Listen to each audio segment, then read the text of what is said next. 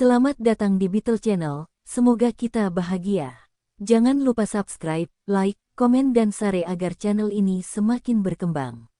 Terima kasih. Novel Kekuasaan dan Kekayaan. Bab 296. 5 meter gedebuk. Terdengar bunyi, gedebuk, yang keras dan tumpul. Pekerja itu jatuh ke tanah, dan kepalanya pecah. Darah mengalir dari tubuhnya. Dia meninggal di tempat. Salah satu staf pekerja melihat mayat itu dan muntah. Banyak orang memejamkan mata dan berpaling dari pemandangan mengerikan itu. Dong Suebing menjadi pucat. Saudari Xie sedang dalam masalah sekarang. Dia masih ingat apa yang dikatakan Xie Huilan kepadanya melalui telepon. Aku percaya padamu dan selamatkan orang itu bagaimanapun caranya. Hati Dong Suebing tenggelam dan merasa dia telah mengecewakan kepercayaan Sister Xie. Dong Suebing adalah orang yang sombong, dan kematian pekerja ini akan mempengaruhi karir dan saudari Xie. Saat ini, Dong Suebing memutuskan. Dong Suebing tidak boleh membiarkan ini mati. Kembali 1 menit, adegan itu muncul di depan mata Dong Suebing. Para reporter ada di luar, dan sepertinya mereka berasal dari kota. Mereka juga mengambil gambar. Apakah bantalan tiupnya sudah siap? Belum, ini akan segera siap. Mengapa wali kota belum datang? Jika dia tidak ada di sini dalam 1 menit, saya akan melompat. Waktu telah kembali. Dong Suebing ingin kembali ke masa lalu, tetapi dia hampir menggunakan seluruh belakangnya selama situasi penyanderaan dan sekarang memiliki waktu kurang dari 3 menit. Ini yang terbaik yang bisa dia lakukan.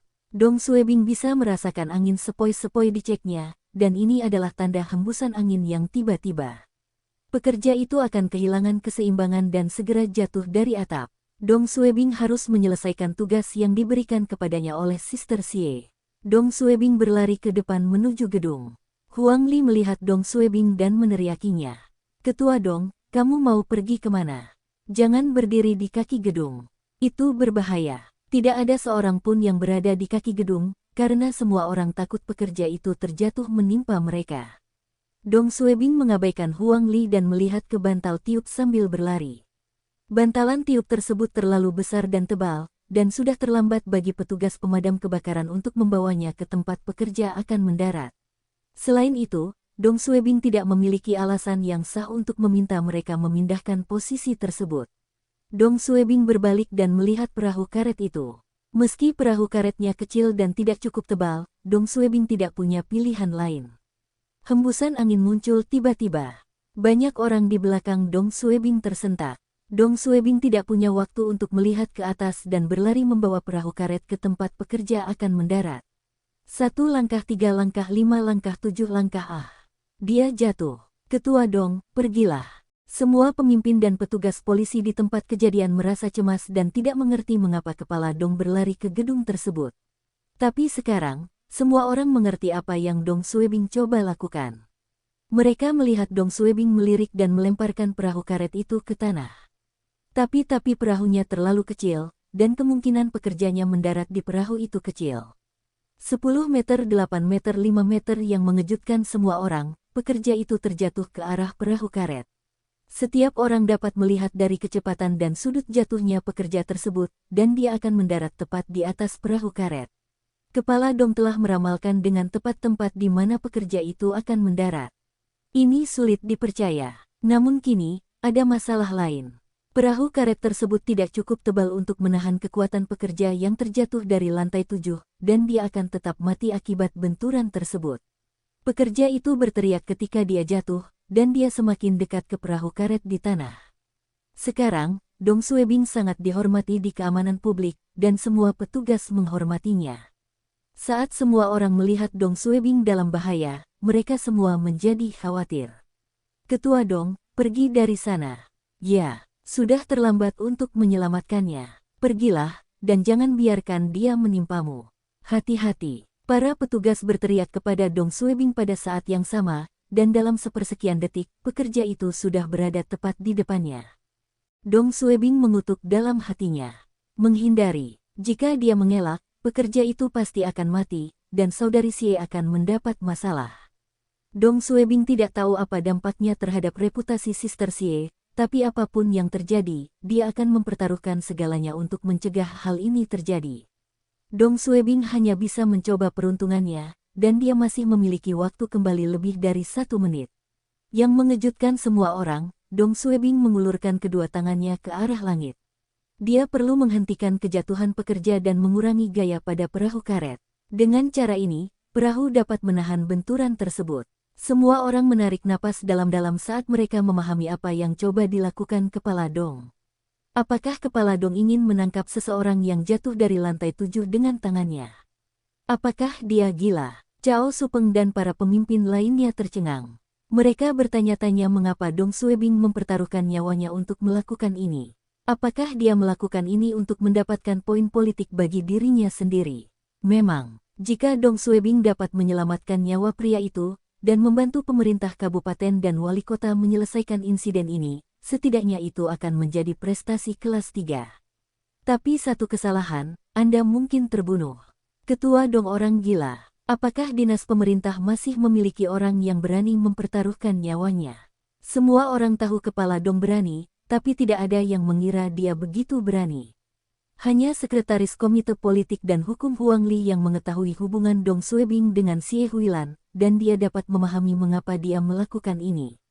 Kepala Dong tidak melakukan ini demi kepentingan politik atau reputasinya. Dia mempertaruhkan nyawanya untuk mencegah Xie Huilan mendapat masalah, dan Huang Li tersentuh oleh tindakannya. Dia merasa Dong Suebing tidak cukup layak untuk Xie Huilan karena jarak antara keduanya pada awalnya terlalu lebar. Tapi sekarang, dia mengubah pandangannya tentang Dong Suebing. Dong Suebing adalah seseorang yang berani mempertaruhkan nyawanya untuk melindungi pacarnya, dan wali kota Xie adalah orang yang beruntung dalam hubungan ini. 1,5 meter pekerja itu hampir mencapai tanah. Dong Suebing mengertakkan gigi dan menangkap pekerja itu dengan kedua tangannya. Itu terlalu cepat, dan Dong Suebing ingin melepaskannya saat dia menangkap pekerja itu.